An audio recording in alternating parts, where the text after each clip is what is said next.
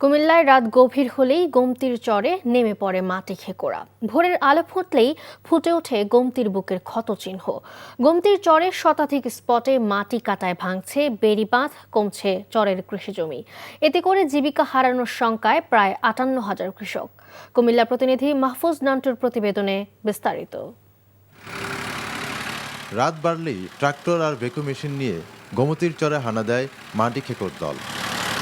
পুরো রাত জুড়ে চলে মাটি তোলার তাণ্ডব। যেন কেউ বাধা দিতে না পারে সেজন্য দুই পারে রাখা হয় পাহারাদার। রাজনৈতিক দল ও প্রশাসনের নাম ভাঙিয়ে শতাধিক স্পটে চলে মাটি কাটার কাজ। মাটি কাটার এই তাণ্ডবে ক্ষয়ে যাচ্ছে সদর উপজেলা বুড়িচং থেকে দেবিদ্বার পর্যন্ত গোমতীর বেড়িবাঁধ। অপরিকল্পিতভাবে মাটি কাটার কারণে কৃষকের জমি নষ্ট হচ্ছে, ক্ষতিগ্রস্ত হচ্ছে শাকসবজি উৎপাদন, ধুলোবালিতে বাড়ছে রোগবালাই। মধ্যরাত থেকে এই কাজগুলা করে, যে মানে আমার বাসা হচ্ছে এরা ভূমিদস্যু।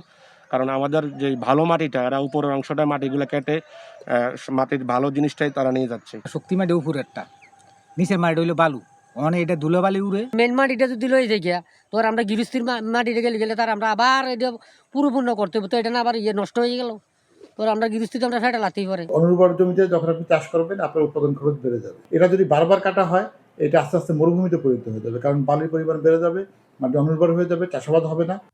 যারা অবৈধভাবে মাটি কাটবে তাদের বিরুদ্ধে আইনগত ব্যবস্থা নেওয়ার কথা জানালেন জেলা প্রশাসক। বেশ কিছু জায়গায় ইতিমধ্যে মোবাইল কোর্ট হয়েছে।